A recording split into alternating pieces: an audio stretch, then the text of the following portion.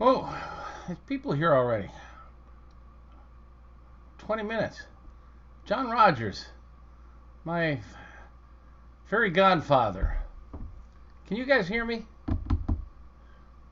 Somebody wave a hand. Let me know you can hear me. Have I got audio? We still got 20 minutes.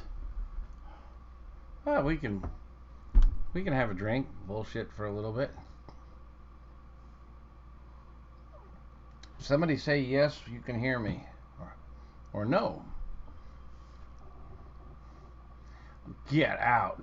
Silao Gurkuroglu. I'm just going to call you Silao. From Istanbul. Oh, man. On my bucket list, dude. Istanbul.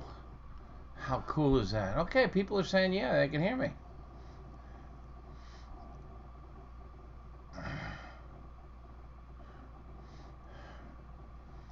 Oh, Melanie. Melanie Wait wants to know if she can do the smoked cherry tomatoes from frozen cherry tomatoes. Gosh, I've never frozen a cherry tomato. I would think that, I mean, if you've got them, why not? I would be afraid to freeze them. I would think they'd explode. I mean, the recipe is fantastic with fresh tomatoes. Try a few and see. You know, just smoke some ribs and throw some tomatoes on there and see how it goes. Wow. For those of you who don't know, I've been touting this. This may be the best recipe on the website, and it's probably also the easiest. Cherry tomatoes. They're in season. If you have a garden like my wife does, we're swimming in the damn things. You take a handful of them and you poke holes in them, just 3 or 4 holes in them, and throw them on the smoker at about 225. It takes 5 or 6 hours, and they shrink like raisins. And they get, yeah, we'll get some.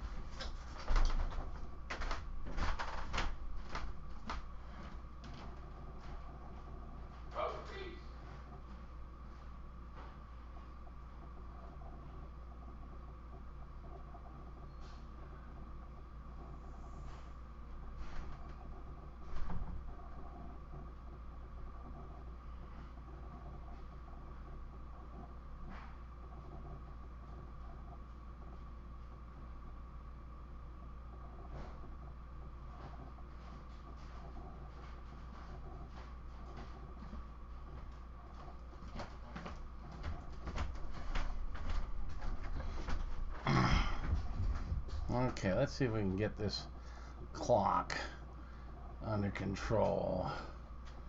Alright, I'm going to make it smaller, and then we're going to move it out of the way. Okay, I don't know if you can see these. I made these yesterday. Now, these have not been smoked. They're just dried. But, same idea. The smoked ones are darker. They're more of a cordovan color. But you can see, it's like a raisin. Okay? And it's pliable. I'm squeezing it. Can you see that? Soft. So it's still got liquid, but not much. I mean, I could squeeze it and there's no liquid coming out of it. And it's just like a raisin. It is. It's a raisin. I mean, cherry tomatoes, they start out about the same size as a grape. And you throw them in the dehydrator, and I got a dehydrator. And so these we did without smoke in the dehydrator, but I do them in the smoker, and I like them better in the smoker. But we like to keep both on hand. There are sometimes when you don't want the smoke flavor. And they're just wonderful. You know how sun-dried tomatoes are really intense and sweet and concentrated? That's what these are. And when they're smoked, they have this wonderful, elegant smoke flavor. And you throw them in a salad or on a pizza or a focaccia.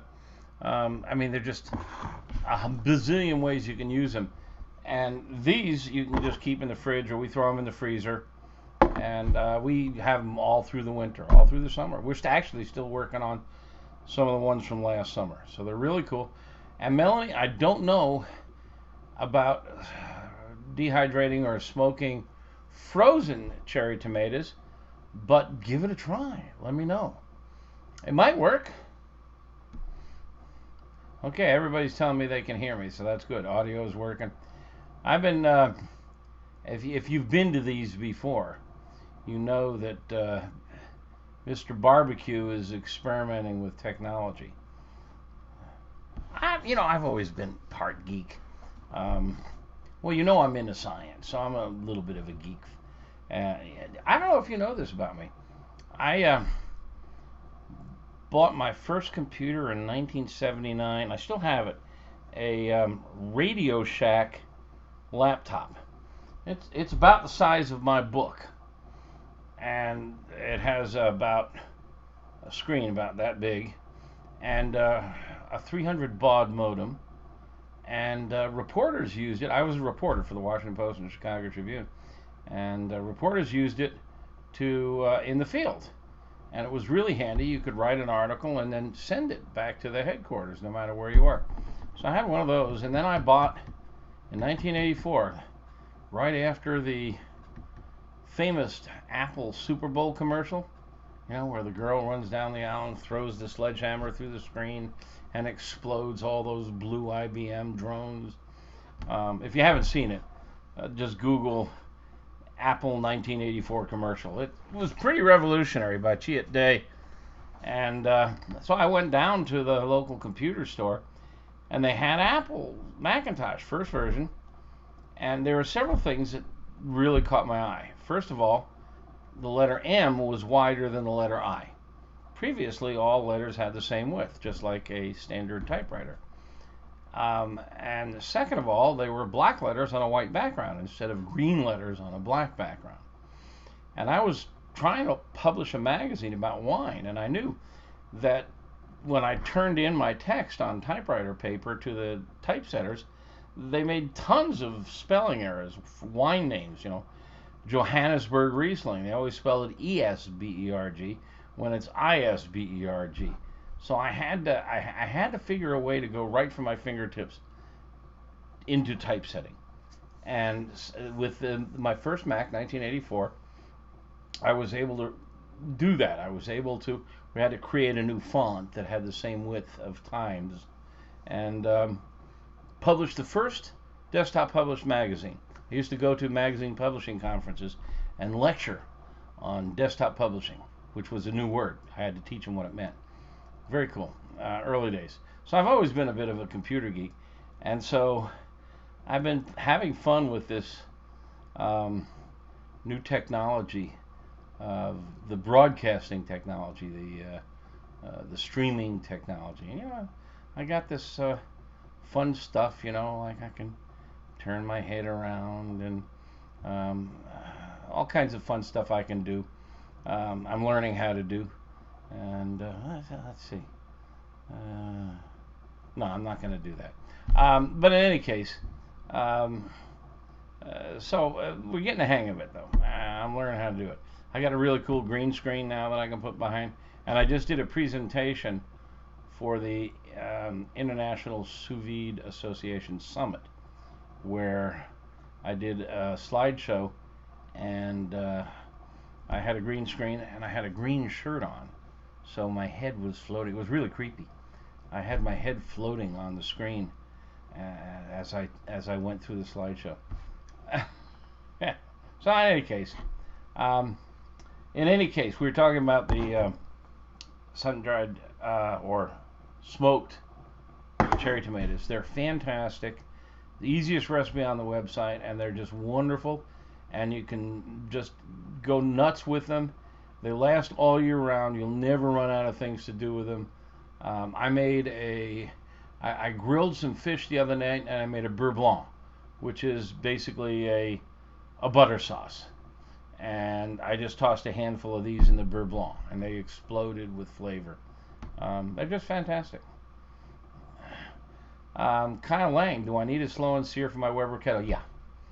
I don't, I hope all of you know that I have never taken any money ever, even when I was in the wine business, which I was for many years. People have always asked me to endorse products, do commercials. I've walked away from some big money, but I have never endorsed a product for money. And the Slow and Sear is a very cool tool for Weber kettles. It's an insert, and it really improves your ability to smoke, and sear. Slow and sear. And I have a whole article about how it works, the physics, and all that stuff on AmazingRibs.com. It's about $100. When you consider the basic stripped down Weber kettle's $100, you know, it sounds like a lot, but it really vastly improves the Weber kettle. I don't know why Weber hasn't bought them out. It's just a really outstanding tool, and if you have a Weber kettle, just get one of these things and tell them I sent you. I'm not on commission, but they keep in touch. Okay, we're still, 22 minutes from launch, but we've got a bunch of people here. Let's see if we got the general routine. If you've not been to one of these before, I do this every month. Last Thursday, I usually start off with about a 15 or 20 minute monologue on a topic. Last month we talked about grilling vegetables, and boy, we're still doing them. And I tape these, so they're on YouTube, on my youtube.com/AmazingRibs, and you can go back and see what we did last month. We talked about vegetables, including the cherry tomatoes, and pizzucchini, and eggplant parmesan on the grill, and all kinds of fun stuff. Tonight I thought we'd talk a little bit about pellet smokers. It's the hottest thing going in the barbecue and grilling world, and I thought I'd do about 10 or 15 minutes of my thoughts on where this technology is going and come from, and what I think you can do with them and what you can't do with them. Because a lot of people think they're grills, and they're not. We'll touch base on those, and then we usually launch into Q&A. But since I'm used to starting early just to make sure the technology is cooperating, and there's a bunch of you guys here already, let's do some question and answer. We should be swimming. Yeah. Oh, you mean we should be swimming in cherry tomatoes, rain and bugs? I don't know where you are, Melanie. We've just had a very hot summer. In fact, my wife, who is studying to be a master gardener, you can actually get a certificate, a master gardener certificate. She's studying to be a master gardener. She's complaining that the heat has slowed down the garden. That usually you want a lot of sun, you want rain, you want heat, but she's concerned that the heat has really slowed down the garden. But I think we're eating 2 or 3 meals a week that are just vegetarian. Yes, Meathead is veg head.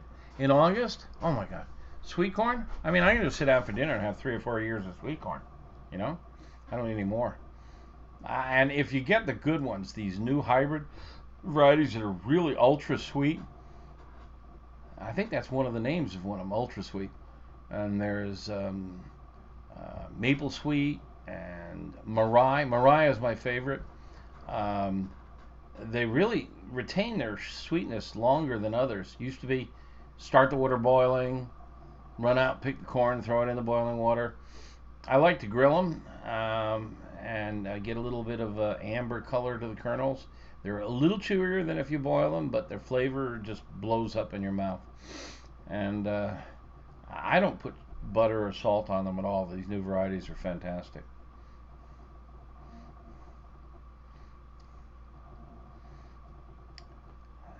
Sila. Is it Sila or Chila? I don't expect an answer, but we have somebody from Istanbul, and come and eat some delicious lamb. I'll tell you, Sila, if you placed me equidistant between a rack of lamb and a ribeye steak, I would die of starvation trying to decide which one to eat first. I absolutely adore really great lamb, and I'm always shocked at how many people say, "Ugh, I hate lamb." And it usually, when you talk to them about it, it's because they've never had it done properly. A good rack of lamb, not mutton, not a mature lamb or sheep, if butchered and grilled over high temperature, really fast, so it's medium rare, 130 to 135 degrees, you treat it just like you would a ribeye steak, because it's rack of lamb is cut from the same cut. It's the exact same muscle structure as a rack of, or as a ribeye steak, and it's just fantastic. And It's very much the similar texture and flavor, but it's a little different. It's lamb, and it's not gamey. It's just wonderful. Hey, Tom, is that a golden retriever you're using for a picture? We got one. Where's my girl Reese? Here she comes.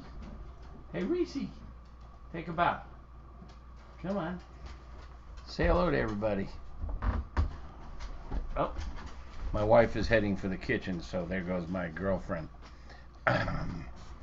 Fidelity goes as far as the food goes. Reese is a good story. Another one of my hobbies. My wife and I have raised 5 leader dogs for the blind. Get them about 7 weeks old and turn them back in at 12 months old. And they're all out there dragging blind people around, except Reese. She's number 6. My beautiful dumb blonde flunked out. We got her back. So, but she's a sweetheart, and she's ours. Hopefully getting a new one in spring. And that's so cool. It's such a great program. A lot of these service dog programs depend on people like you and me to do the first year of training, which is basically just teach them the 10 commandments. Sit down, stay, come, heel, off, leave it. And it's obedience training. And then you send them back to grad school where they get, trained in how to cross streets and how to make sure their master doesn't bump into low-hanging tree limbs. Yeah. And it's a lot of fun. And we get a new puppy every 2 years. Yeah, it's really hard to send them back. Really hard. But you learn how to do it because you know what they're doing. Thoughts about Wagyu cross, and preferences between American and Australian ones, asks Ed Vega. I have tried just about every type of meat there is, as you can imagine. It's a dirty job, but somebody's got to do it. And my first few encounters with Wagyu, and also I've had real Kobe beef from Japan, which is the breed from which Wagyu is derived. I was in love with it, and I eventually tired of it. It's just, you have to try it if you haven't. It's expensive. It's worthwhile. It's like, I know you love vanilla ice cream, but you got to try chocolate every now and then. It's an extraordinary flavor, but it's very, very concentrated and very, very rich and very, very buttery. And to me, it's overwhelming. Now, there's some exceptions here, and I just discovered one of these exceptions last month. Usually when you get them, you're getting premium steaks like ribeye or strip steak or something like that. And they're heavily marbled as it is. And I eventually came to the conclusion that my favorite ribeye steak, which is, in my book, the best steak on the animal, although the rib cap is actually better. I'll talk about that. But they're heavily marbled and they're marvelous. And to me, 28-day aged, either dry aged or wet aged, USDA prime, I prefer to Wagyu. Wagyu is just a little too rich, a little too fatty for me to eat on a regular basis. And my wife has actually just said, don't bring any more home, which is good. It saves a lot of money. But I've been getting friendly with the people at Allen Brothers Steaks, or Allen Brothers Meats. They're in Chicago, and they do some great meats, steaks, pork, etc. And I recently tried Wagyu flank steak. Now, I never thought to try flank steak Wagyu. I always go for the ribeye and the great steaks. But I love flank steak because it's really in a rich, intense flavor. It's very lean. Can be tough. You have to cut it right across grain. If you're not sure about this, go to our website and look up how to slice flank steak. But and usually it's pretty darn it's less expensive than the premium cuts. Well, the Wagyu flank steak just blew me away. It wasn't as rich and buttery and intense as a Wagyu ribeye, but it was super tender and super flavorful. It's on Allen Brothers' website. Um, Try it. Order some. They just made an offer to the members of our Pitmaster Club. 2 flank steaks, Wagyu flank steaks, 2 short rib plates. These are the Texas dinosaur plates, and some beef bacon, which is a $350 retail, and they're selling it to our members for $200, I think. So if you're not a member of our Pitmaster Club, you can pay for the membership right there. Really nice. Allen Brothers is a really good beef supplier. Really fond of them. Callie's asking what's a good pellet smoker for a beginner. I'm going to talk about that. That's kind of like tonight's topic when we launch officially. This is the warm-up. I'm the stand-up comic that comes on before the star. So we're just doing a little BSing here. But we'll talk, I'll launch at 7:30. And we'll start off with talking about pellet smokers and some of my favorites. And Jonathan Cole's asking if I tried the Microsoft Flight Simulator 20. All right, I just got done talking about my antique relationship with Macs, but I tried the Microsoft Flight Simulator back in 85, 86. I loved it. It was an antique. I hear that the new one's very cool. I know I haven't tried it. I don't play computer games. I own a small business, and that's a computer game. That's like climb the brick wall, slay the dragon, run through the forest fire. Every day it's like the website's being attacked by the Chinese. We have a breakdown over here. I've got 2 employees fighting over there. That's my computer game. That's how I stimulate myself. And then there's stuff like trying to learn how to do broadcasting, and so I don't play games so much as I do. I do challenge myself with the computer, but not with the games. Kevin Holmes Little talking about the corn hybrids. Yeah, the new hybrids are amazing. Very expensive for the farmer, though. I didn't know that. You have to buy them by the seed, not wait. Yeah, and usually the breeder is going to take you to the woodshed over the price of the seed. We lived in Ithaca, New York for many years. It's been 20 years or so since I lived there. But at the time, Cornell University was doing a lot of breeding, corn breeding. Well, the students were breeding too. On the way home, I drove past one of their test corn plots, and they had a farm stand out there. So during corn season, I would stop off almost every night and buy 3 or 4 ears of corn for my wife and me. And we tasted maybe 30 different of these experimental varietals, and that's what really turned me on. And they're not. Some of them are GMOs, some of them are just crossbreeding. I hope you understand the difference. But crossbreeding is just what you're a crossbreed. Your mom and dad crossed their genes, and you were bred, and that's what a crossbreed is, and that's what most of these are. But a lot of them, they've figured out how to breed out some of the enzymes that turn the sugar to carbohydrates or to starches, and they remain sweet longer in the fridge, and that's really cool because often you would pick it on Monday and it was fantastic, and on Tuesday it was blah. So yeah, some of these are really fantastic. Okay, here we go. Alan Steinkuhl, you're starting it. You started it, Alan. He's telling me how to cook corn. Soak the ears of corn in a sink of ice water. It'll suck in water and last longer. God, this is a subject that really gets people. It's as bad as politics. The other one is ketchup on hot dogs. People have really strong opinions about those subjects. And when I tell people my favorite way of cooking corn, they either say, yeah, I'm with you, man, or you're an effing idiot. Everybody has their own way to cook corn on the cob. It's hysterical. And if you dare disagree with them, the brickbats start flying. My favorite technique is you peel the husk off. If you soak the husk in water and then throw it on the grill, you're steaming it.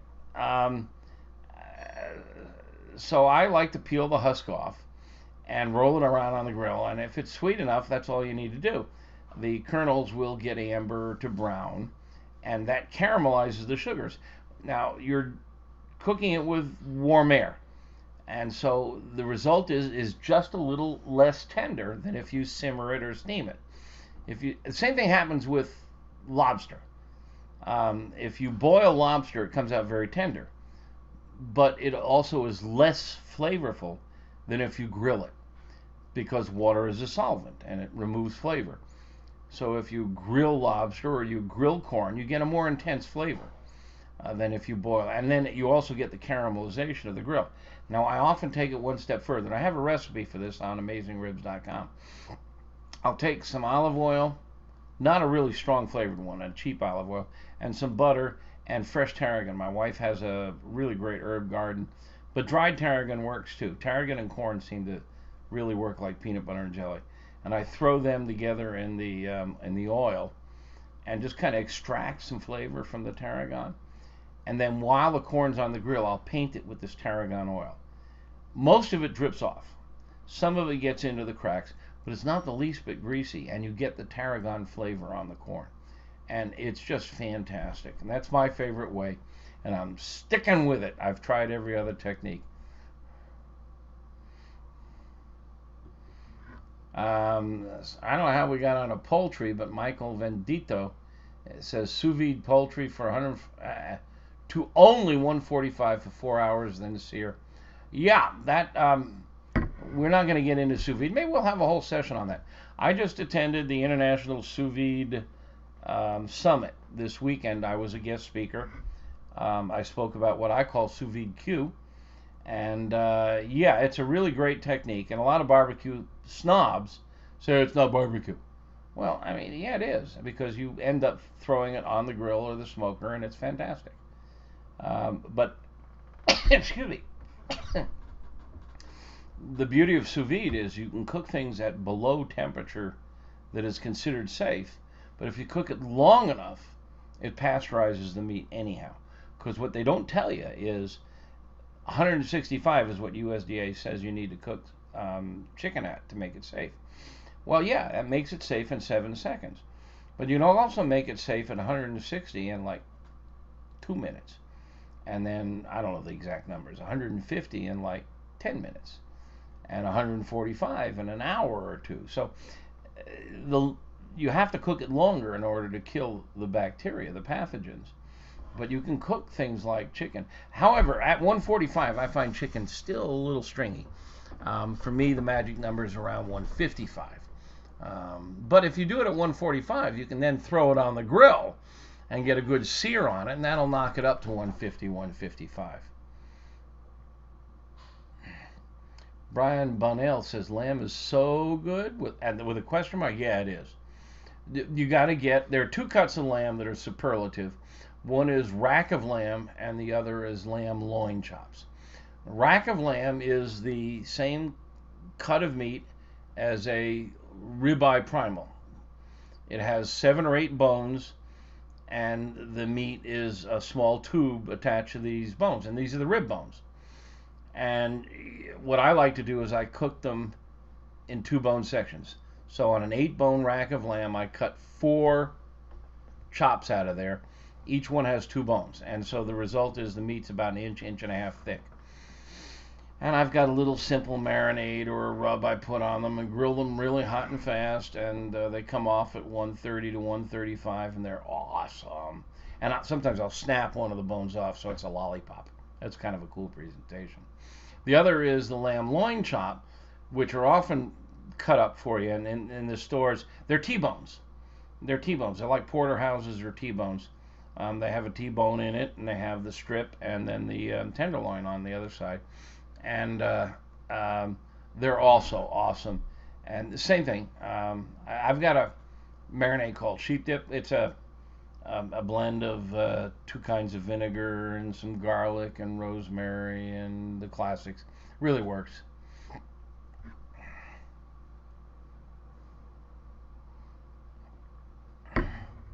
Okay, Stephen writes, "Are you the famous comedian?" Sorry, Stephen, you probably get that all the time.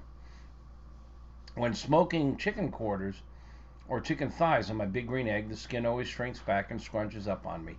Can I prevent this somehow?" Yeah, you're cooking it too hot. Um, Protein shrinks when it's heated, and if you cook it hot, and that's one of the problems with big green eggs and the other Kamados. They get really hot, so you've got to learn to dial back the temperature. I mean, that's the biggest. People, I get do interviews all the time. What's the biggest mistake people make? You cook too hot. Dial it down. Take it easy. Takes a little longer. I know the skin has a lot of fat in it, but it's still got a lot of protein in it, and it will shrink up. But you want it to be crisp. So shrinking is also rendering the fat out, which is good. If you do it right, you can get that skin really crispy. Oh, excuse me, I don't know why I'm sneezing tonight. No, it's not. It's not. I've been a hermit. I haven't been behind the wheel of my car in 2 months. I'm 71 years old. I'm not going anywhere. This chair is welded to my ass. So dial it back. Do reverse sear, and it's very hard to do on a big green egg. Go to our website and read about reverse sear. Reverse sear means you have one side that's very hot and one side that's not. And you warm the meat gently on the side that's not. It's convection airflow. And then when it's almost at your target temperature, you move it over to the hot side, skin down, lid open, stand there and just crisp the skin and get it the hell out of there. One of the problems with big green eggs and other the round Kamados is it's really hard to divide the grill in half because you have this little funnel shape at the bottom. On a Weber kettle, you've got a little bit more space there, so you can pile all the coals on one side. I love me the Kamados, but it is the drawback of these Kamados. And I know you spent a lot of money, but it's really hard to set up a grill in 2 zones. And I think 2-zone cooking is the important thing to do for grilling, and especially for chicken. So you've got to now there is a way to divide it. You can put a plate in there and divide it so you've got one side that's not hot and one side. Go read about 2-zone cooking, figure out how to do it on your own, or ask us questions on AmazingRibs.com. Don't ask me complicated questions on Twitter. I love it. People come to Twitter. You got 280 characters. Any tips on cooking brisket? Yeah, 280 characters.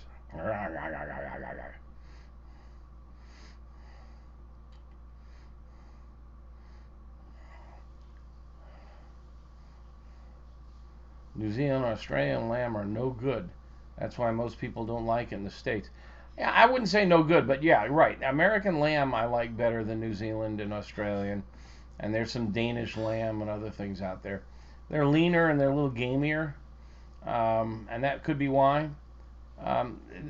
If you're skeptical of lamb but you're willing to experiment, go to a good butcher and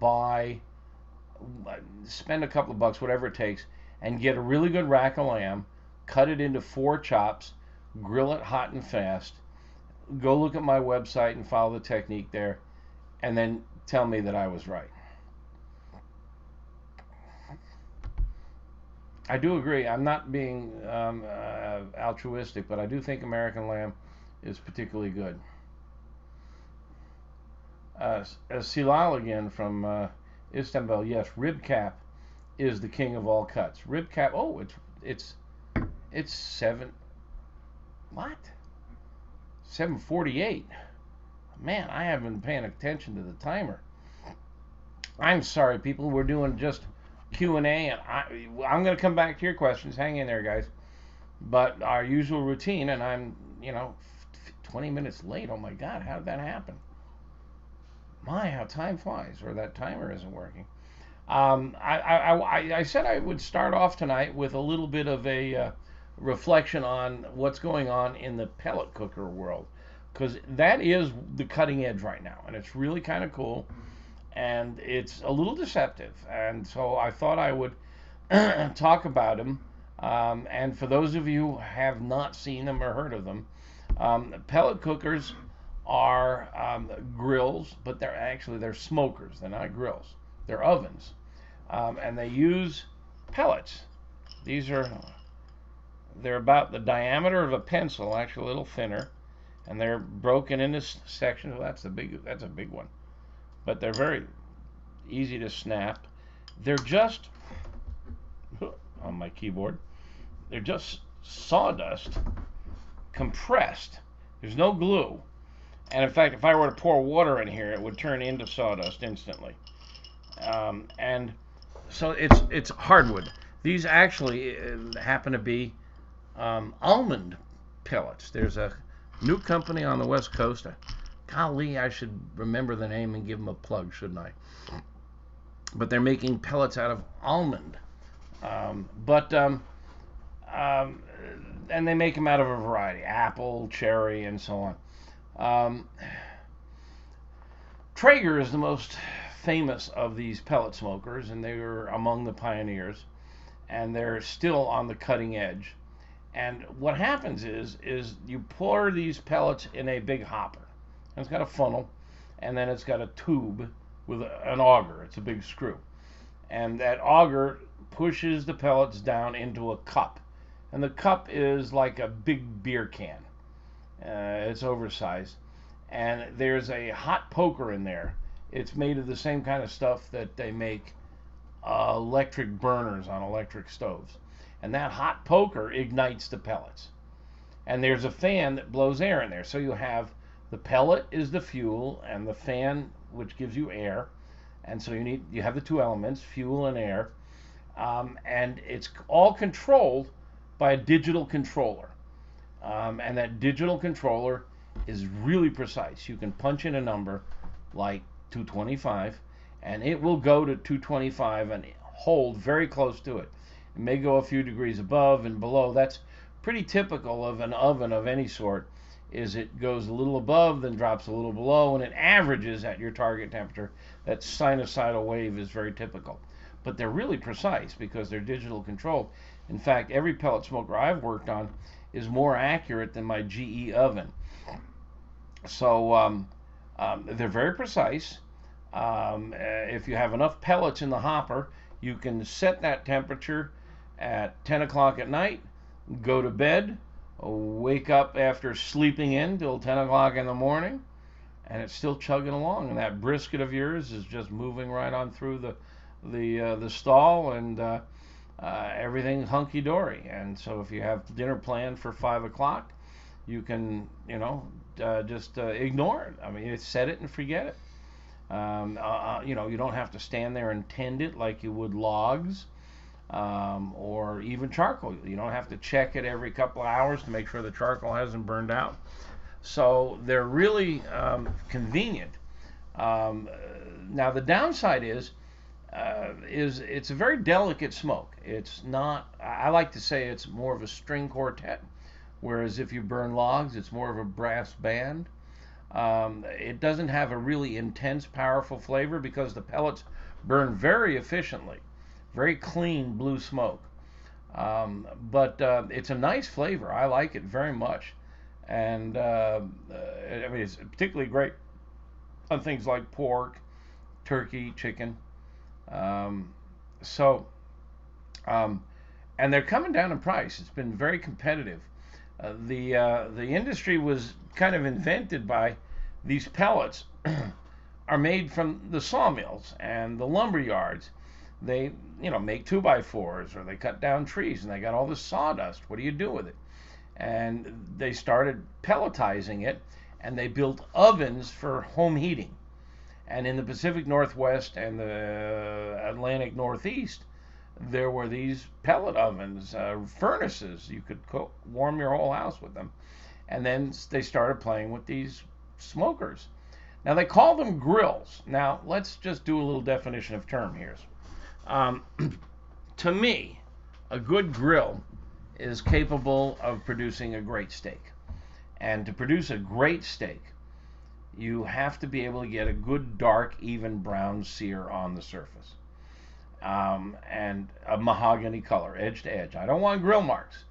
Grill marks are Maillard reaction where the browns are, and Maillard reaction is when the proteins and amino acids change their chemical structure and they get a crustiness and build more flavor. But in between those grill marks, you have these little diamonds that are gray and tan. There's no flavor. So I want to see, for me, an even brown temperature, a brown color. And the way you get this is from two methods. Conduction, you can throw it in a hot pan, and metal, which heats up very hot, intense energy will turn it brown, or infrared radiation. Now you get infrared radiation by placing meat or vegetables directly above glowing coals, wood embers glowing, or flame. And that gives you infrared radiation. It's really intense energy. And the problem with pellet smokers, with one exception, and I'll get to that one, is you can't really get infrared. They're designed like ovens, your indoor oven. This pot that burns the pellets is under a metal plate. And it's very good at generating warm air. And people go, well, my pellet smoker goes up to 600 degrees. Well, 600 degrees air temperature is a lot different than 600 degrees metal or 600 degrees infrared. And the way you can prove it to yourself is go turn on your indoor oven and set it for 225 degrees. And when it hits 225, open the door and stick your arm in. You can do this. It won't burn all the hair off your arm. 225 is not too hot. You can actually hold your arm in a 225 degree oven and pull it out. Now stick your arm in and touch the side of that oven. Now that metal on the side of the oven is the same temperature as the 225 degree air. They're both 225. When you get back from the hospital, you'll understand that 225 degrees air and 225 degrees metal are different. And the same thing for infrared. 225 degrees infrared is different. So even though your pellet smoker is getting 600 degrees, it's air temperature. We shouldn't be talking about temperature. We need to talk about energy. Now this is physics. Back to high school physics. But the energy is what we're talking about. Infrared brings a bigger punch of energy. And that's what will sear a steak to steakhouse color. I mean, you've never seen a great steakhouse serve you a steak with grill marks on it. They just won't do it. They know you've got to have an even brown color. Grill marks come from hot metal. That's conduction energy, and that's strong. That's the hot metal, the side of the oven. Well, to get a great sear, I can get a better sear in a $30 hibachi with 3 or 4 layers of charcoal than I can in almost any pellet smoker. So to call it a grill is a bit of a misnomer, because for me, grilling means searing. But they're fantastic smokers.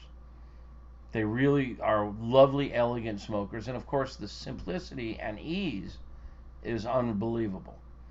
Let me do a little quick screen share here if I can. I just got done testing and reviewing. Stand by. Let's do a screen share. How do I do that? Screen share. Where's the screen share button?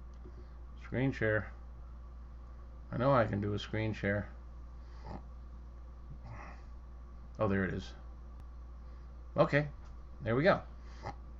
All right, this is our website, AmazingRibs.com.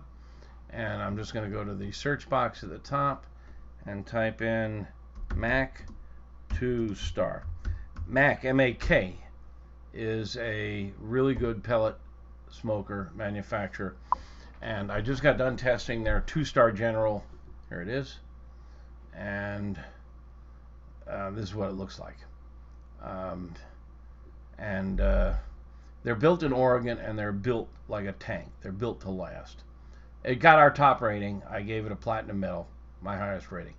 Fit and finish, built like a charm. But let's get a look at it. Okay, we got 1, 2, 3, 4. A lot of real estate in here. But I wanted to show you how they work. Okay, here we go. Here's the interior. So, All right, stripped down. Can you see that? I hope you can. This is the burn pot.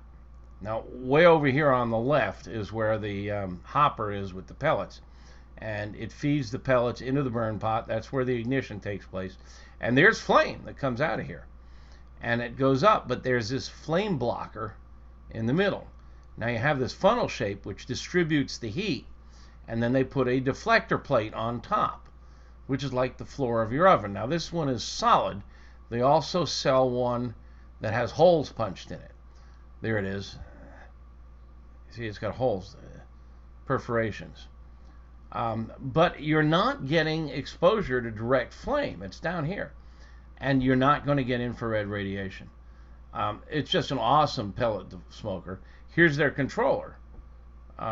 Digital controller, very precise, unbelievably precise. And it's got plugs for 3 K probes. This is the very best of the thermocouples. K probes is what they look like. By the way, this is not a commercial. I just happened to get done with this. And there are all kinds of probes you can buy that fit because it's a standard scientific probe. And this is, let me see if I can blow this up for you. Yeah. Hard to read here because I set the temp for 225, and these are, that's the center of the top shelf. That's the middle shelf. And that's the bottom shelf. And this is the top shelf. But look at them. I mean, they're really consistent in temperature all throughout. And I want to show you one more chart. Oh, and they have a Wi-Fi. Their Wi-Fi sucks. Traeger and some of the others have better Wi-Fi. This is some of the temperature tests. Look at how consistent, even. I mean, it's just amazing. I'm playing with the temperature controls here.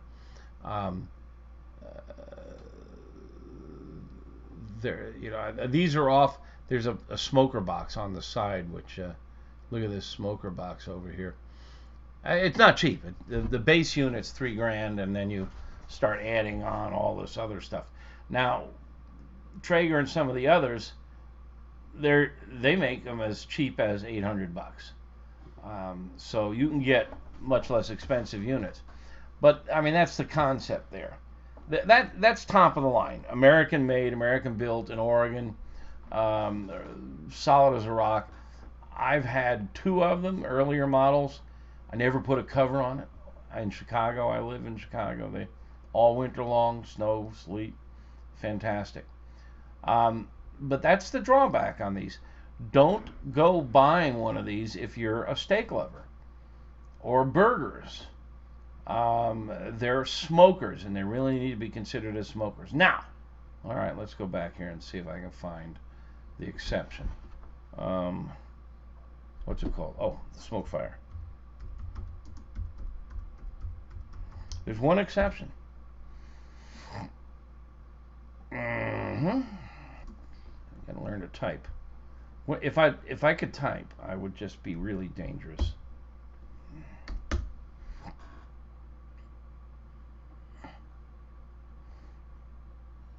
There it is. All right, Weber just several months ago came out with their pellet smoker, and it's called the Smoke Fire, and very, very controversial because it's far from perfect. You would expect Weber to have done a better job. It's got a number of flaws. I'm not going to get into it here, but pros and cons. It's been very controversial, but there's one thing that it does cool. Look at that. Can you see that? That's what it looks like. There is infrared radiation. You can sear a steak, and in fact, that's a seared steak from the Weber Smoke Fire. So it's the only one that I have played with that you can sear a steak on directly. Now, there's another brand, I can't remember their name, but they have a side burner that's propane. So you can sear on that. And on most pellet smokers, just put a cast iron pan on it, and it'll get hot enough to sear in the pan. It's kind of cheating to sear in a pan, but you can. And I tell you, you throw a steak or even burgers on a pellet smoker and get them almost perfect, and then throw them in a hot pan and sear them off. That's pretty good eating. So, there you go. Look at that. That's the Weber smoke fire. There's flame. So you can really sear well. Okay. So, did you see that? Did I not have that on screen share? Let me just scroll down. Camp Chef, yes. David pointed at the Camp Chef as the guest. Somebody tell me, did you see the screen share on the Weber smoke fire, or did I forget to turn that on? Somebody tell me if I'm waiting for a response. Yes or no? Screen share work or not on the Weber smoke fire? All right, somebody telling me pizza's good on it. Did not see it. Okay. Sorry. Let's do it again. There we go. Screen share. Sorry. I'm going to scroll back, go through it quickly. Apology. I'm still learning the technology. This is the Weber smoke fire. That's what it looks like. And this is what it looks like while it's cooking. You can see that is infrared radiation. That is direct exposure to flame. And that's a steak from the Weber smoke fire. So we have a rare exception to the rule, a pellet smoker that sears. It's got some problems, and we discuss them in detail in our reviews. I don't know how many of you realize this, but we actually have a guy who works for us full time. All he does is test grills and smokers. And they send him so many, we've had to deputize others on our staff to do the testing. But here's some steaks cooking. Now we've got some searing going on. You can't get this on any other pellet smoker that I've seen. Now, I was asking the Camp Chef, and thank you, who was it? David Reynolds, I think. Reminded me, the Camp Chef has a side burner that is gas, and so it can do that. And as I mentioned, you can do that with a cast iron pan. So that's the deal on pellet smokers. The other thing is many of them now have gone to Bluetooth and Wi-Fi, and you can actually control them from your smartphone. There's an app that comes with them, and you can launch them, and you can control them from inside while you're watching the game. Or if you set it up in the morning and you want your brisket done for dinner at 5, you can put some probes in it and go to work downtown and check the progress. And if it's moving slow, turn up the temp, dial down the temp if it's moving too fast, all through Wi-Fi. That's pretty cool. I don't find it essential because I'm home most of the time when I'm cooking. But several of these companies, Traeger among them, Weber among them, have done some really clever things with their apps, and a lot of them have recipes built in, so they can, you can connect it to the controller, so you can say, all right, I got a 5-pound pork butt, run the recipe. Pretty cool. Unfortunately, the Mac, which I was telling you about, I love it. I have one. It's my mainline smoker. Their Wi-Fi is not very good, unfortunately. But so, all right, that's kind of the state of the art. If the prices are coming down on them, they're getting very competitive. One of the things that's going on out there you need to know is that because of COVID, people have been stuck at home, and they're doing a lot more cooking, a lot more grilling and smoking, and there's a run on grills and smokers. And a lot of companies are back ordered, like weeks. Just talking to somebody who ordered a Hasty Bake, which is my favorite charcoal grill, 7-week back order. I just talked with somebody in Toronto who said that the big box stores there had no gas grills left, not even display models. So if you're thinking about a new one for Christmas, get your order in now. And if you're shopping, go to AmazingRibs.com. Okay, this as long as I like these tools here. I have technology. Okay, here we are. This is cool. I can screen share. Go to AmazingRibs.com, and at the top you'll see product reviews. Yeah, click on product reviews, and there is right near at the top grills and smokers. Here's thermometers, gadgets and accessories, gift guide, and so on. So you can click on grills and smokers. And by the way, guys, this stuff works a lot better on desktop computer. For example, this is the search filter.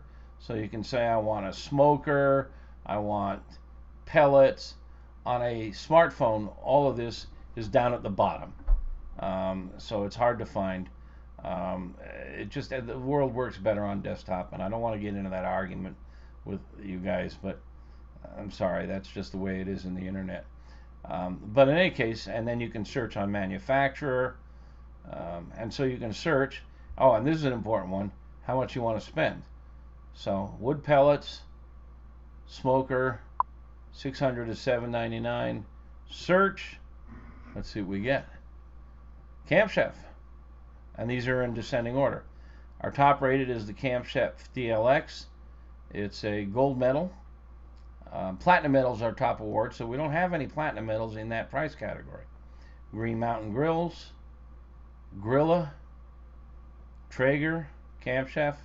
So there you go. You can shop there, and as I mentioned, Max is full-time with us, and nobody knows grills more than he does. He's tested hands-on hundreds of them. Okay, so let's go back to the top of the line here and see what questions I was answering, and then if you've got more questions, I'll try to get through them. Typically we try to run for an hour, but I got a late start, so actually I got an early start, but a late start on the pellet thing, so I'll hang out until we run out of questions. And let's see, I think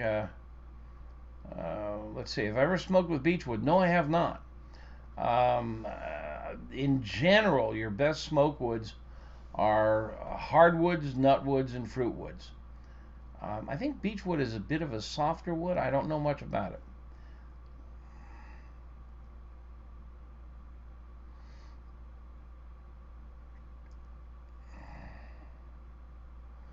Oh man, Jarvis Kicks just got evacuated from Santa Cruz, and he's back with his parents.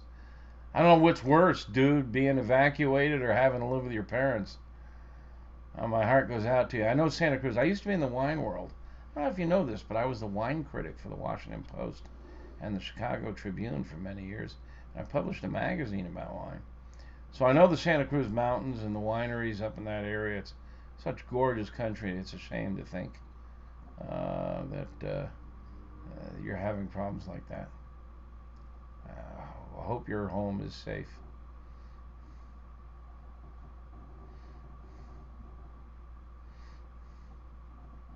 I'm just scrolling through questions and comments. So many nice things people are saying.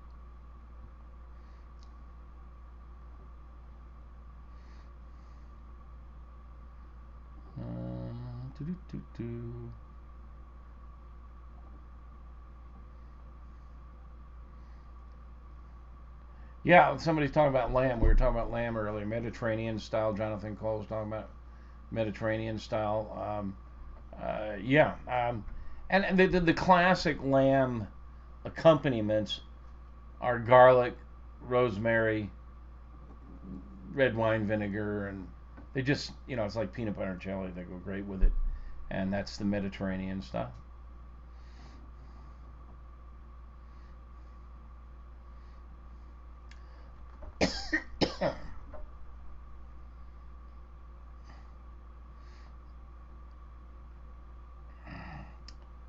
Phil Zellick, you mentioned somebody whose name starts with a C. I don't know that person. I'm Meathead. You know what I'm talking about. Al Whitehurst, Silver Queen. Yeah, I think that's one of the new hybrids, Silver Queen corn. Is that a bicolor? I think it's a bicolor. Really a great corn.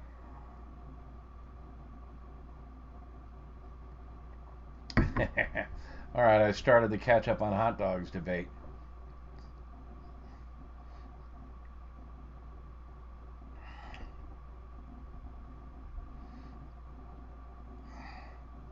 Question on blanching corn when putting it up. Are you talking about canning or freezing? Um, Blanching is always a good idea if you're trying to preserve anything. Blanching means basically you dunk it in scalding hot water. You don't have to leave it there for long, but it kills any bacteria on the surface. So if you're going to do stuff like basil, beans, green beans, vegetables, if you can blanch them before you freeze them, you'll extend their life. Now it does start to cook the surface, so it tends to soften them a bit. It's a trade-off. And the same thing with corn.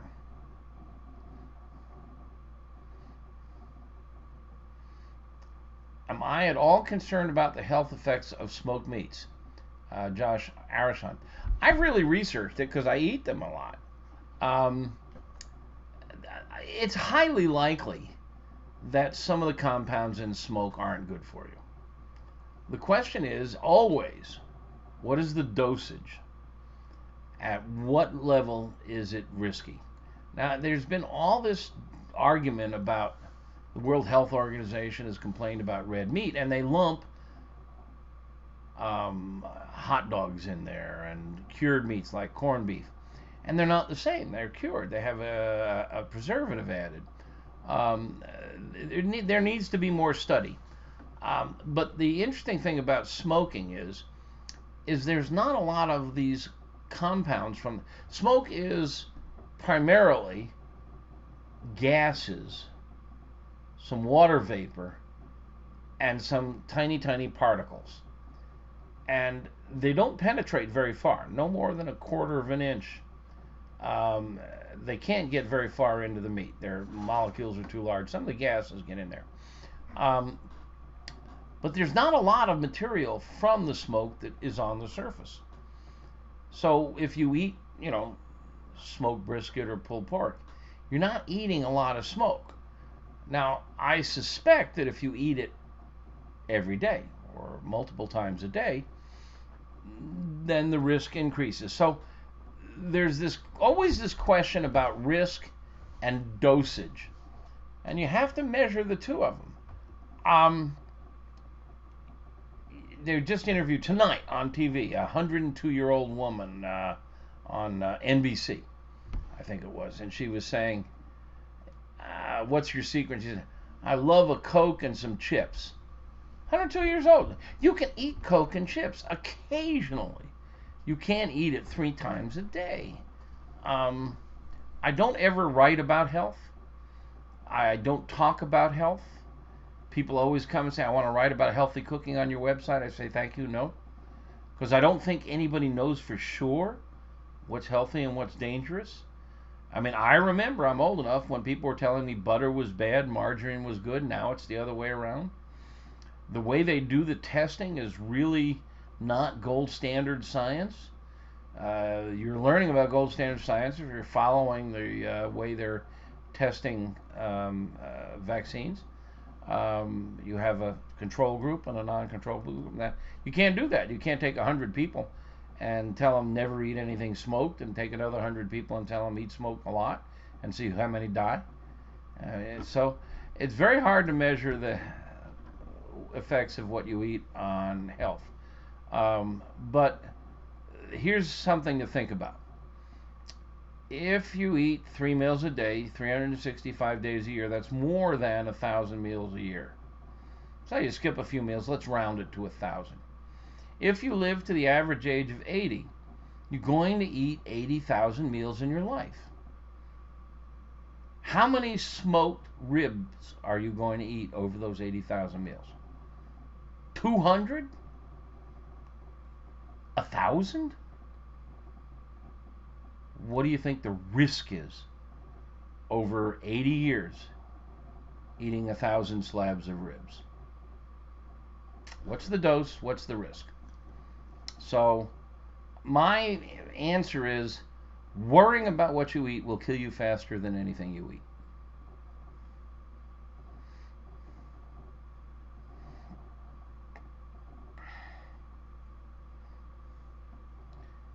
Marilee, glad to see you doing well too.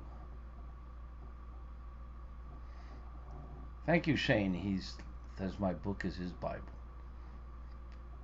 I presume most of you know I have a book. There it is, staring over. Oh my goodness, look at that. By accident, I must be. Staring over my shoulder. It's a good book.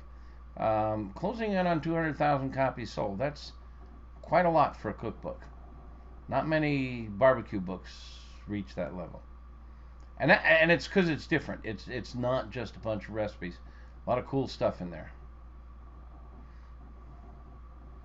Okay, Callie is telling me the timer went back to 0, and I'll have to check the timer. Thanks. What's the cost difference between a charcoal grill like a Weber using a smell it poker or a pellet grill that burns pellets exclusively? Gee, I don't understand.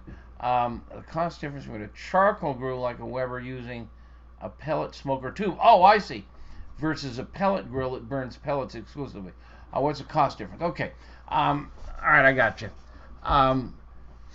You can buy a tube and throw pellets in it, and when you're burning a charcoal grill or gas grill, throw it there, and the wood smolders and creates smoke, and that gives you smoke flavor. The heat is coming from the charcoal or the gas. On pellet smokers, you're getting the heat from the pellets and the smoke from the pellets. So you're going to go through a lot more pellets. I did the math once, and it's on. There's an article on AmazingRibs.com on a buying guide to pellet smokers, and to gas grills, and to charcoal grills. And I did the math, and it's like $1 an hour or something for pellets. I mean, using pellets or chips or chunks is a lot cheaper than using it for fuel.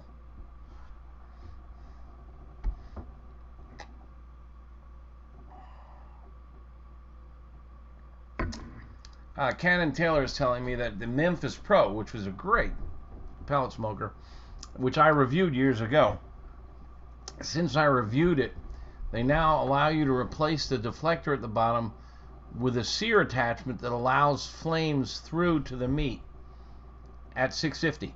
I don't care at 650, 65, or 6500. Remember, temperature doesn't matter. It's infrared. And if you want to be specific, infrared's measured in calories.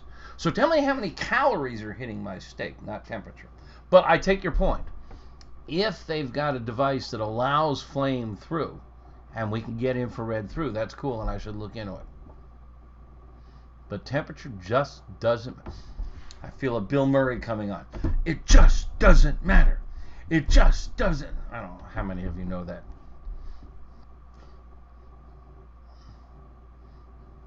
Ed's asking about the Weber pellet grills. I've already covered that. Love for you to test the Blazing Grill Works pellet smoker made. I don't know if Max has tried it. There's a very good chance he has. Go to our website and search for it. I wouldn't be surprised if we've already reviewed it.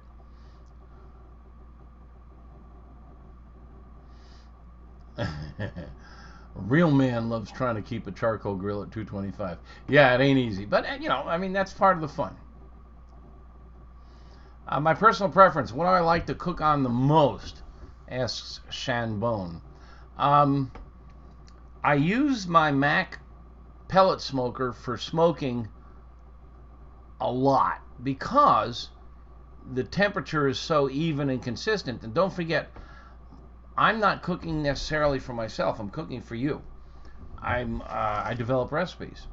So if I'm working on a recipe, I need to say at 225, a 1-inch thick piece of salmon takes how long to reach 125 degrees internal temperature. To do that, I need something that's really consistent. I love my Weber Smoky Mountain. I love my other smoke. I've got a variety. I got more iron on my deck than you can imagine. I love them. But nothing is rock solid temperature-wise like a pellet smoker. So if I'm doing smoking, or especially if I'm doing a recipe that I'm developing, I'll use the Mac pellet smoker because I can get the time and temp nailed. But if I really want flavor, log burners are the best flavor. They take a lot of work getting temperature control, getting the smoke down, because there's different kinds of smoke. There's blue smoke, white smoke, yellow smoke, brown smoke, black smoke, and they all have different flavors. And you've got to know how to get blue smoke or white smoke. You don't want any of the others, and it is tricky. But there is one that I have called the BBQ. Not cheap, but it's a log burner, and it's just effing awesome. KARUBEQUE. I think it's QUE, not CUE. Go to AmazingRibs.com and look up BBQ and read the review. It's just amazing, and it's because it's engineered different than any other log burner. It's really smart engineering. But that's my favorite for flavor. For grilling, I grill over charcoal when I can. When I'm in a hurry, I have a gas grill that has an infrared burner. And infrared burners are really cool. Let's see. Okay, here we go. Quick screen share again. Let's go to... just pay no attention to that blue screen. Let's go to the Heston. This is the gas grill that I'm using now, and it is just totally effing awesome. It's the best gas grill I have ever cooked on, and that's what the infrared burner looks like. It's a honeycomb of ceramic, and each of those little, let's see if I can blow it up some more. Hard to see, but there's lots of little pinholes in there, and each of those is like a burner. And this baby puts out maybe 900 degrees, but it's just energy, and you can just sear on top of that baby fast. It's phenomenal. So that infrared is just awesome. I like that. And let's settle this once and for all. Okay, guns out, everybody. What's better, charcoal or gas? Guess what? It just doesn't matter. It just doesn't matter. It's not the fuel. It's the energy. What's the best steakhouse you've ever been to? They cook over gas, don't they? They cook over gas. They don't have charcoal back there. They don't have logs back there. They cook over gas, and yet they make awesome steaks because they know how to generate infrared energy. And most gas grills, unfortunately, like most pellet grills, don't generate enough infrared energy. They need what they would often called a sear burner.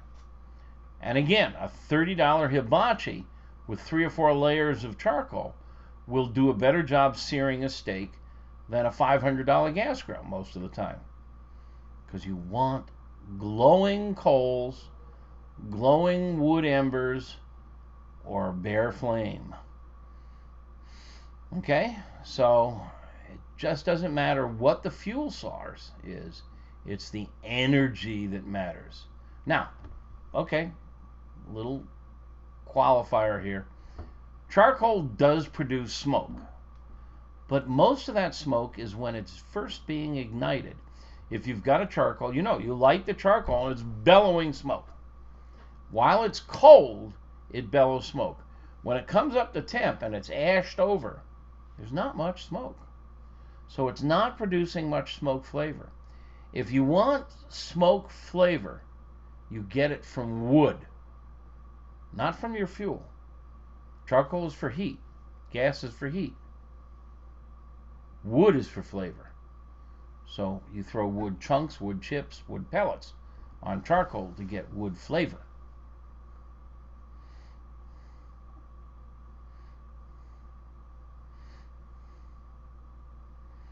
Okay, I'm trying to catch up with you guys. I'm scrolling through the questions here. I use a program now called Ecamm, and it's cool because I can see all the questions on Facebook and YouTube together. Unfortunately, it runs only on Mac for you Windows people. Silver Queens of White Corn, says David Reynolds. Sorry, I stand corrected. And Melanie Waite chimes in, seconding the motion. Sorry.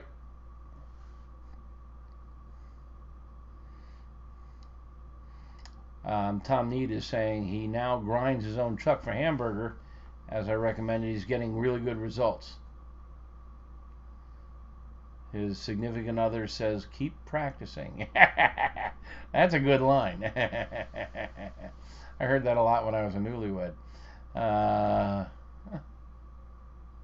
About cooking.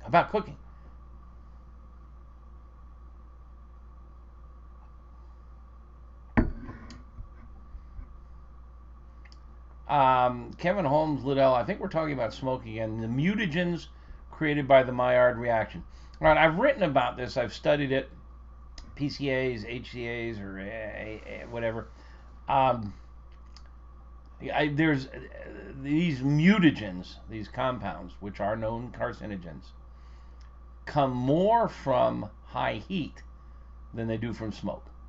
And in fact, there's more of them in French fries because they're cooked at 375 in oil, which packs a lot of energy, than there is in a lot of things. So, I mean,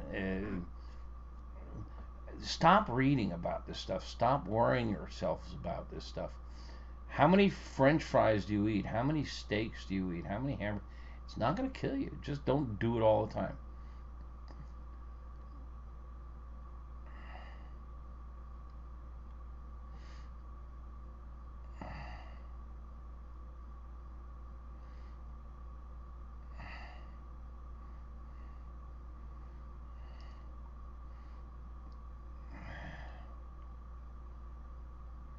Yeah, Brian's asking, everything's still on track for the meetup in 21. For those of you who are not aware, we're running a conference. There's never been a conference for backyard barbecuers like us. Never. There's never been a convention. Let's have a party. And we're doing it in Memphis in last week of August. There's info about go to amazingribs.com/Memphis. And we've scheduled a really cool event with some really good seminars, some really good exhibits, and then we're going to spend a whole day on buses bouncing around barbecue joints. So you'll get fed. And we're doing whole hog on Saturday. Mark Lambert, who's a champion of whole hog, is going to demonstrate at least 2 versions of whole hog, maybe more. It should be a lot of fun. We've got room for 400 total, 358 paid. The rest is for our panel and teams. And we're at 298 reservations already. So we've got about 60 spaces left for next August. So if you're thinking about coming, it's a $100 deposit. So, I mean, we got to deal with the hotel that if coronavirus is still a major hazard and there's no vaccine, we can cancel at the last minute. And we'll give a refund. I mean, we've had several. We originally scheduled for this month, 2 weeks ago, and we canceled it, moved it till next year. And anybody who wanted a refund, we gave it. We're real good about that. We're not going to run off with your money. So it's a $100 deposit. Make your deposit, save your space. And if things are still scary next summer and you don't want to go because you're afraid, then I think the deadline for the balance due is like May. So in May, you just say, I want a refund.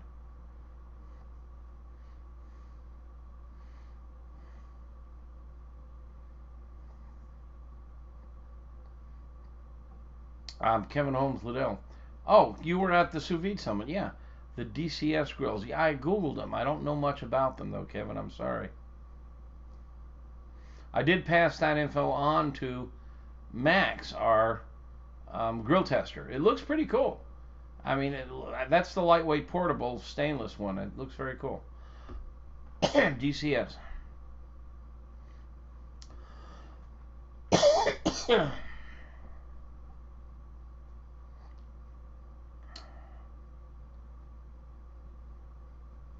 Okay, here we go. Jose Pablo Falas. You starting it. Oh, sorry about that. Lump charcoal child generate more flavor and maybe more smoke than briquettes. Yes, and that's why I don't like it. Now, I am a briquette fan, not a lump fan. Now, I'll tell you why. A lot of people think lump is better because it's closer to nature. You know, you open a bag of lump and you can see tree limbs and chunks in there. The problem is when you make charcoal, it goes through a carbonization charring process. It's heated in an oxygen-free environment, and it turns the wood to char. That's what it's called, char. And a big, heavy, thick lump the size of a softball takes longer to convert. And when you open these bags of lump, they're some the size of your thumb and some the size of a softball. And they don't char evenly.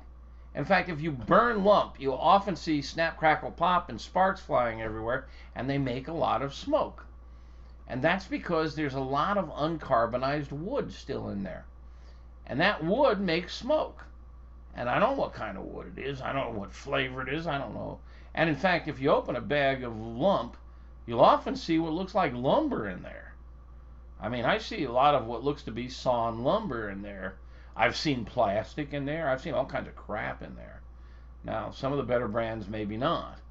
But if you go to my article on charcoal, you'll see pictures that people send me of the garbage they find in their lump charcoal bags. And I don't know if that's... I mean, a lot of lumber is treated with chemicals like arsenic. Briquettes are made from sawdust, just like the pellets here. You know, they're ground up and they're carbonized and they're formed into little pillows. They do have additives. They have some cornstarch as a binder. Some of them have things like borax and other things, but they're all natural ingredients, whatever the hell natural is. For me, the key here is with briquettes, I am in control. A Weber charcoal chimney, which is what I use to start my charcoal, holds 80 briquettes. So that's a known quantity of energy. If I fill that with lump, one piece is the size of a softball, and it's not carbonized throughout, so it's making smoke, whose origin I don't know. I don't know what it is. It's snap, crackle, popping. And then there's little chunks, and then there's all the powder in the bottom of the bag. With 80 briquettes, I'm getting a known quantity of energy. And it's all about energy for me, not temperature. And if I only fill that chimney halfway, 40 briquettes, I'm getting half as much energy. And it's a known quantity. Each briquette is a known entity. So I'm in control of energy. I'm controlling the energy. I'm controlling the cook. And they don't make a lot of smoke. I don't want smoke from my energy supply. I don't want smoke from my gas grill. I don't want smoke from my charcoal. I want smoke from wood. I have wood around here. I have logs, I have chunks, I have chips, and I have pellets. And I choose whatever color, flavor, or style of wood I want, and that's what I get. So for me, charcoal is a source of energy. And I know that it feels natural, and that it really appeals to the organic crowd and the back to nature crowd. But I'm a control freak, and I'm in control, and I want to, so I prefer briquettes. Always have.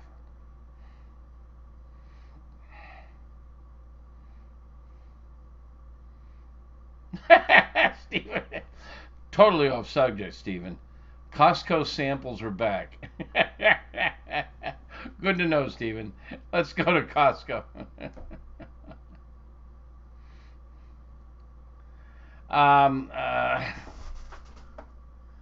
Callie Bluntman, 420. Callie Bluntman, 420. Does that mean your dad is Callie Bluntman, 419, and his dad was 418? I'm sorry, I couldn't resist. Callie Bluntman is asking, besides my homemade barbecue sauce, what are my favorite store-bought barbecue sauces? I don't buy barbecue sauces. People are always asking if they can send me barbecue sauces, hoping I'll endorse them, rave about them, review them. I turn them down. I just haven't got the time or the energy. I make my own sauces, and you should too, because you can really tailor them to your own flavors. Start with my recipes, and then riff on it. If it's too sweet, cut back on the sweetener. If it's too salty, cut back on the salt. Add more salt. You want some liquid smoke? Add liquid smoke. Do whatever you want. Start with a recipe and then go from that and have fun. Now, that said, there are typical regional barbecue sauces around America. And we do on our site recommend maybe a dozen barbecue sauces that are classic representations of the regional sauces. For example, in portions of South Carolina, running right up the center, mustard is the dominant component in barbecue sauce. Now, most everywhere else, tomato is the dominant. Usually it's ketchup based, but mustard. And I'm not a huge fan of mustard sauces on ribs, but it's great on pulled pork. So that's your classic South Carolina sauce, and we recommend one or two that are made in South Carolina that are classic South Carolina. Kansas City is the home of the great tomato-based barbecue sauces. So I've got a couple of favorites from there. There's North Carolina sauces. They have basically two flavors. Both of them are vinegar-based. Barbecue is very, very fatty sometimes, and vinegar is really good at cutting through the fattiness. You take a bite of a pork rib, and your mouth is kind of coated with the fats, and then you take a sip of a nice glass of wine, or if you use a vinegar-based sauce, it cuts through the fat. It cleanses the palate. So there's some really good barbecue sauces in North Carolina. In part of North Carolina, it's pretty much just vinegar and salt and hot pepper. A couple of places put a little apple cider in there, and that's the recipe I use. It's really good. And then in other parts of North Carolina, there's either tomato juice or ketchup or tomato sauce added. Small amounts. It's not tomato based. And they're just, it's kind of fun. And then there's fruit-based sauces, and then there's, in Texas, they're really designed to go with beef. So I've got a whole page. Okay, here we go. I've learned how to screen share. This is cool. I'm gonna bore you guys. Let's all right, here we go, screen share. And let's, all right, wake up, Meathead. There we go. Barbecue sauce.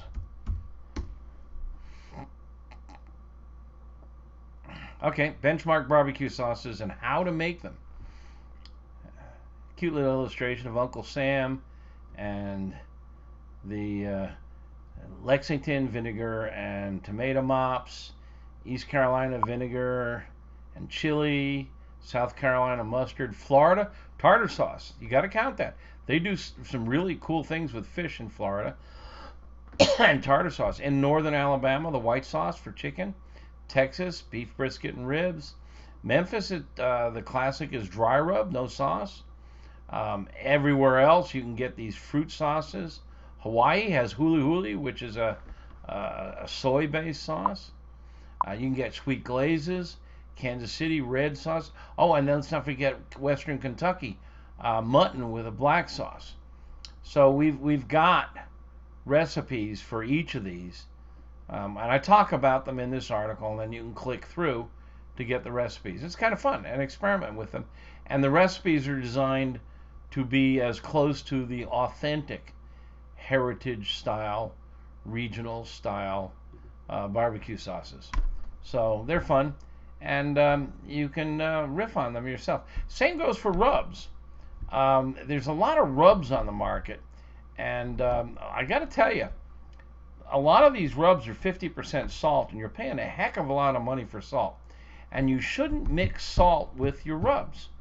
You should separate the salt. You know, if you're driving a car, you can slow it down two ways. You can back off on the accelerator or hit the brake, or three ways, throw it in reverse.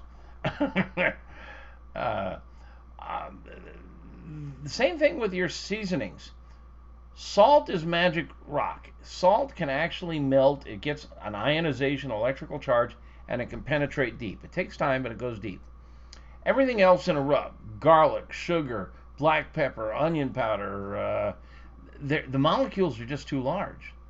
They can't penetrate. They're just overwhelmingly large. They just can't get in. Salt is sodium and chloride, 2 atoms. Sucrose is, I think, 40 atoms, something in the 40s. They just don't penetrate. It's all on the surface. You don't believe me? Get a pork loin, put every spice I have on the spice rack on the surface, roast your pork loin, cut it in half, take a core sample. Tastes like pork. None of your spices or seasonings are down in there. If you taste any, it's because a knife pushed it down. Wipe it clean.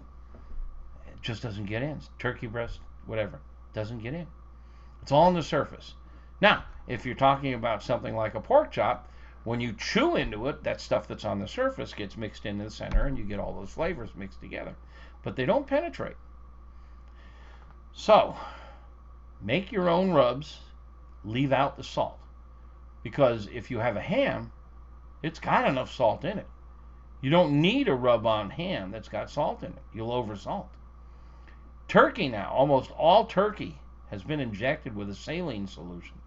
You don't need a rub with salt in it. You'll oversalt. Then there's people who have salt-restricted diets. They don't need the salt. I talk about, I have an article called The Science of Rubs. Go read that. And start with my recipes. I have beef rubs, pork rubs, poultry rubs, fish rubs, and so on. And they're all good rubs. They're just fine right out of the recipe. But you can riff on them. You know, you can take out the rosemary if you don't like rosemary or whatever. They're fun. Okay. Yeah, Grant says he likes the Carolina Gold. Mike, you're here. Darren, you're here. I see a couple of my friends from the Sous Vide World Summit. Mike says, do I get booted for saying I like Sweet Baby Ray's? No, I mean, really, everybody likes Sweet Baby Ray. It's just a perfect balance of sugar and acid. But the thing that most everybody likes about Sweet Baby Ray is the liquid smoke. It's got a really good dose of liquid smoke, which gives it that great outdoorsy flavor. And it's dirt cheap. I mean, I've seen it for 99 cents. People say, well, why don't you start making sauces? Hell, how do I compete with Sweet Baby Ray? I give away my recipes. There you go. Steven says, my O'Leary's cow crust on prime rib, delicious. Yeah, that's a good rub. Right, and Stephen points out, Stephen Wright, Stephen Wright. It becomes something totally different after it's cooking. That's one of the reasons I don't judge sauces. You know, people judge sauces. They pour a spoonful, taste it. Well, that's a 10-star. You got to cook with it because the sugars in particular change, and all the flavors change. So you got to cook with it. Kevin Holmes is correcting me. I think I might have said sugar melts. He says it doesn't melt unless it's extreme temperature. It dissolves easily. Excuse me. I think technically you're correct. Melt means something different than dissolve. I think in the common vernacular, when we think of melting, it means dissolving. But you're right, technically. You caught me.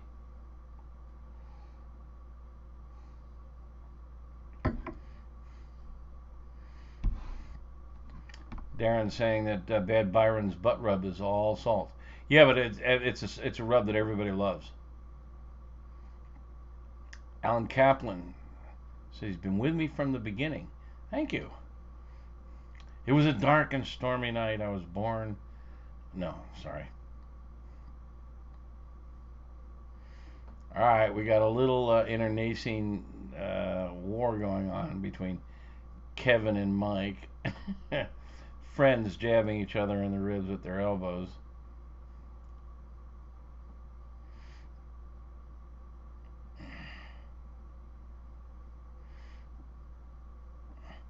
All right, I'm not following for sure. Let me try to read this.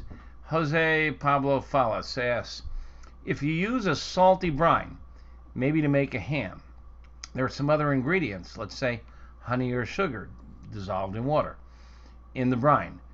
During the curing process, will the salt carry some of the flavor when penetrates the pork meat? No, salt doesn't put the sugar on its back and say, let's go. It just can't do that. Salt can go. Salt gets there are little tiny cracks and crevices on the surface that a lot of things can get into. Sugar, garlic, they can get in there. But beyond that, you have these muscle fibers, which are sealed. They're like balloons.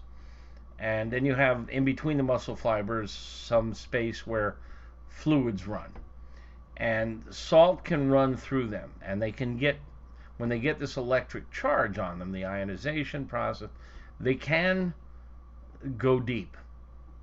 But the sugars and the garlics cannot, under any circumstances. Salt can't carry them or anything. So when you make that Thanksgiving brine, you get the 5-gallon bucket out, and you mix up a bunch of salt and sugar and garlic and black pepper and all that stuff. Sugar's going to go in there. And salt. Salt's going to go in there. And salt is magic. Salt alters the protein. It helps the protein hold on to moisture. And that's cool. Salt also amplifies flavor without altering it. Garlic alters the flavor. It makes it garlicky. So salt is very cool in that regard. It penetrates, it alters the protein, helps it hold on to moisture, amplifies flavor without altering it. Magic rock. But in that Thanksgiving turkey brine that you made, all the other stuff doesn't get beyond the surface. So when you cut into that turkey breast next Thanksgiving, taste the center of that breast.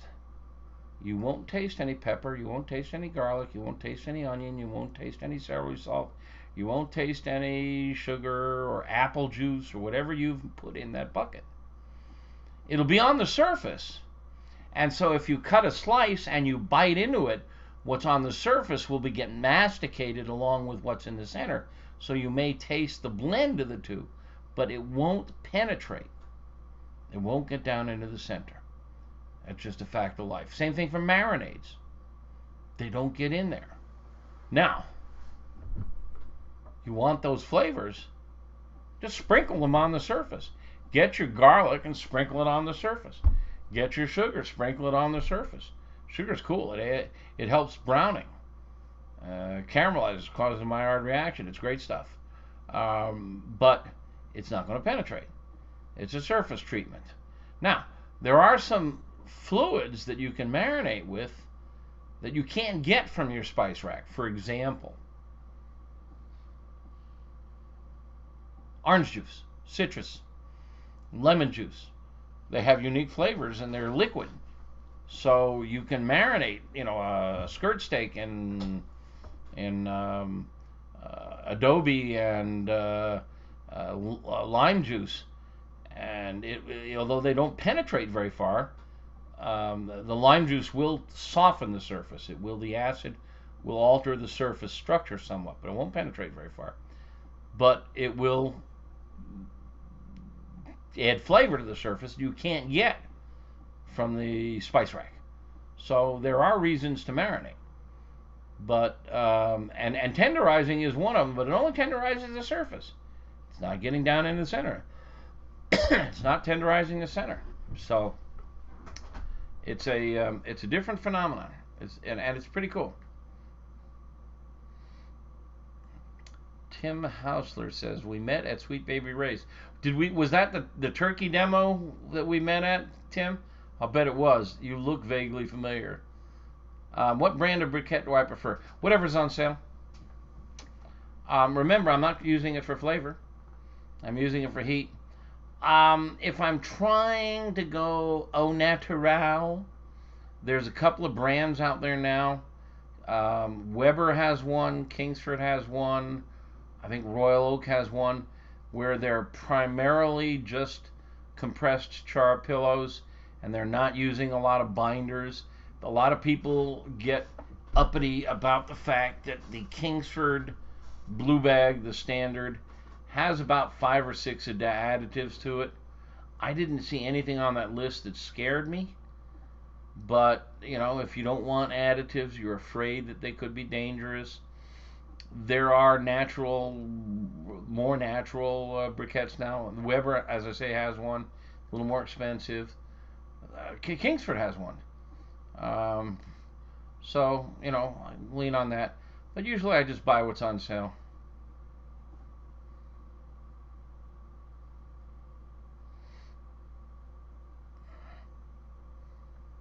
Yeah, Ryan Crouch is echoing what I just said about sugar not penetrating.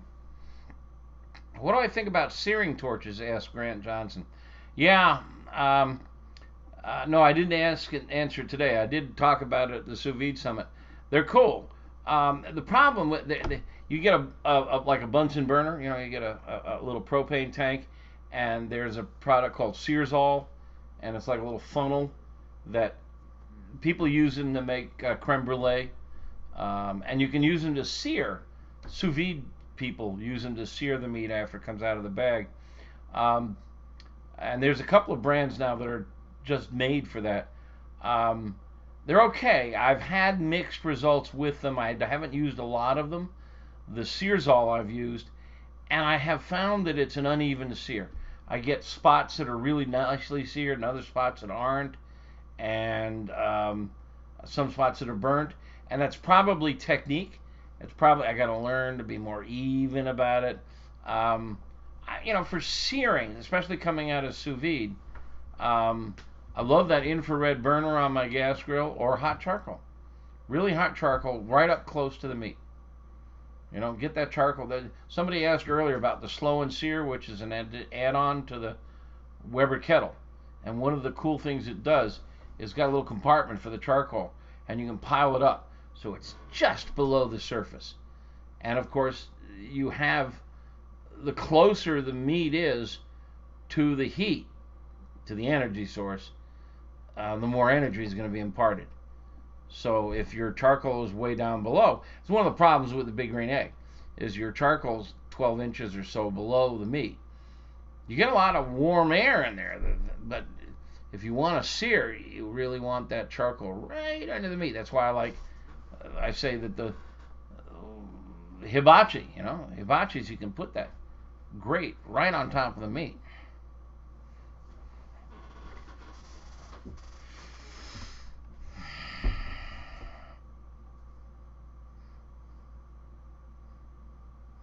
Darren points out that binders cause more ash. Yes, that is an issue. In charcoal, the binders, and on the Weber, not the Weber, the Big Green Egg, ash can get in the way of airflow. And that's, I think that's a design of the egg more than it is the charcoal. But yes, a lot of these binders, cornstarch, borax, and other things, they do make more ash. If you get a purer briquette, there's less ash. Kevin Holmes Liddell is saying the Searsol is junk. Well, I was kind of coming to that conclusion. And Mike Lacherit is also another sous vide expert. He's the guy who ran the Sous Vide Summit, which was really great. He's not a fan of Searsol either. So there's a couple of new ones out there. There's a big gun I haven't tried. I'm a barbecue guy, so I do my searing on the grill. Yeah, Darren says the Hasty Bake is a great searing machine. The Hasty Bake is a charcoal grill that has a crank that lets you raise the charcoal up so you can get it right under the meat. That's very cool. Okay, we got a couple of more people chiming in. They hate the Searzall. I'll stop mentioning it. Yeah, that's the only burner that I've worked with. So I bought it because years ago because I was doing creme brulee. I love creme brulee, flan, all those custardy things. I went to Barcelona years ago, and the creme caramel that they has a really great crust on the top, and to do that you really need a burner.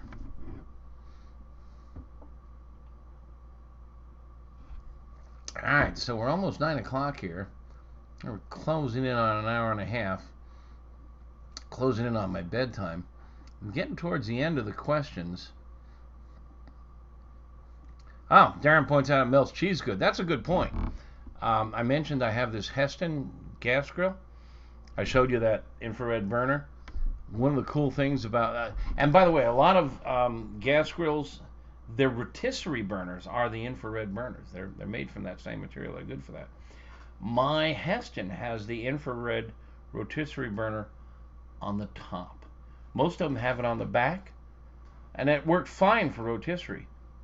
But when they put it on the top, all of a sudden, I've got a broiler. And my wife, being the gardener that she is, we have zucchinis. And one of my favorite things, I talked about it last month when we talked about vegetables, is I make pizzucchini. I go out there and, you go out to the garden and there's this beautiful 6-inch squash. And you say, oh, I'm picking that tomorrow. And then you go out tomorrow and it's a baseball bat. And a lot of people think they're terrible, but they're not. They're good.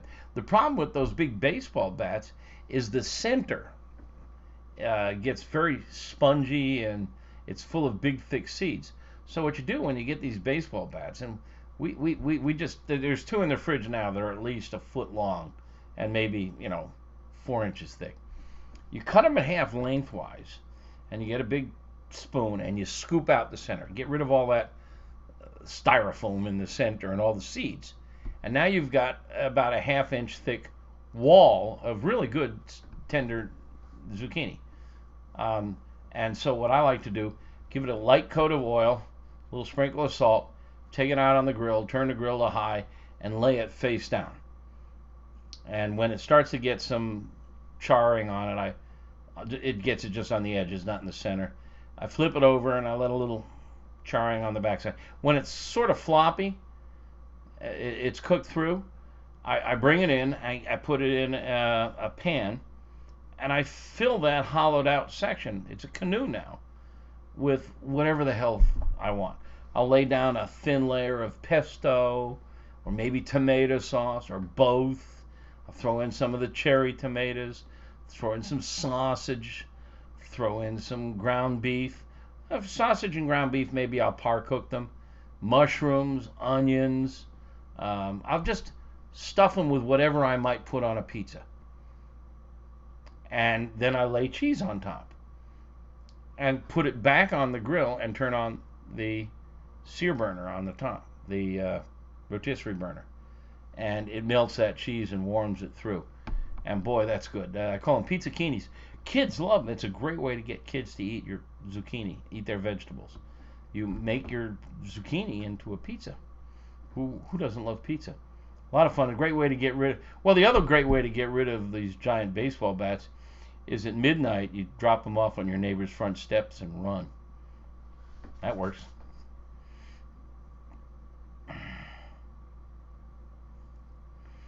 Ben Calino asks, are you going to review the redesigned Rectech that you bashed?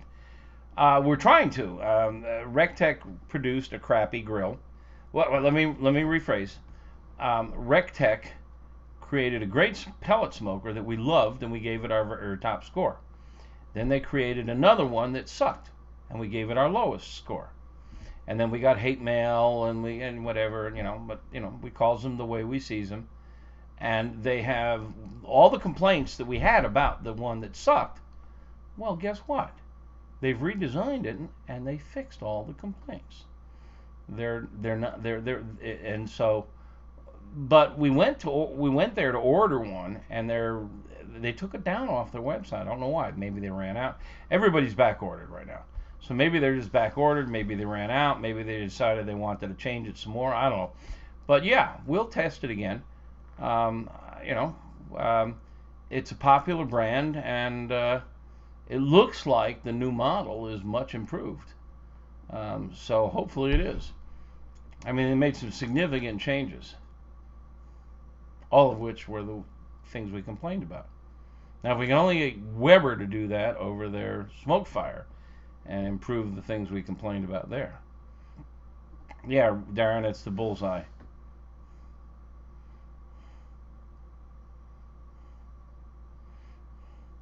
Yep, POS, piece of shit. Darren says he knows people who sent back the bullseye. We saw a video of some guy who started up, and one of the problems it had is it didn't have an adequate vent system. And so the heat started building back up the tube into the hopper where the pellets were. And then the pellet hopper catches fire. This guy got so pissed off. On video, he picked it up and threw the whole goddamn thing out into his backyard. Oh well. But the new design looks cool. So I don't want to, taint the waters. The new design looks cool, and if it works as well as it looks, then we're looking forward to it, and I hope we can give it a good score. I don't think we can count on them to send us a sample. All right, Alan is thanking me for what I do, for sharing our passion. Yeah, I do. Isn't it fun? Barbecue and grilling. I like to say whatever you cook indoors, you can cook outdoors, only better. So time to put a lid on this. I think get ready for bed. Let me remind you to stop by AmazingRibs.com and poke around. You can get a free 30-day trial in the Pitmaster Club. There's a lot of cool stuff in there. And we've done a couple of ebooks that are $3.99 a piece on Amazon. One on ribs, one on sous vide Q, and they're both free in the Pitmaster Club to our members. So you get your 30-day free trial. You get to look at it for free. A lot of great discussion. A lot of people who really know. 16,500 members. 85% renew every year. That's the same rate of renewal that the American Medical Association has. It's a very cool place. Come down, check it out, try it out. Sign up for our email newsletter. That's free. It only comes out once a month. We don't pester you with it. As I like to say, remember, the only thing that's more important than what's on the table is who's in the chairs. So happy cooking, everybody. Thanks very much for hanging out with me on the last Thursday of every month. Next Thursday, we have a special session for our Pitmaster Club members on cooking fish. We have some really cool special guests on grilling and smoking fish. So if you're a member of the Pitmaster Club, you can join us next Thursday. Otherwise, we'll see you a month from tonight. And here's to the end of 2020, just around the corner. Salute.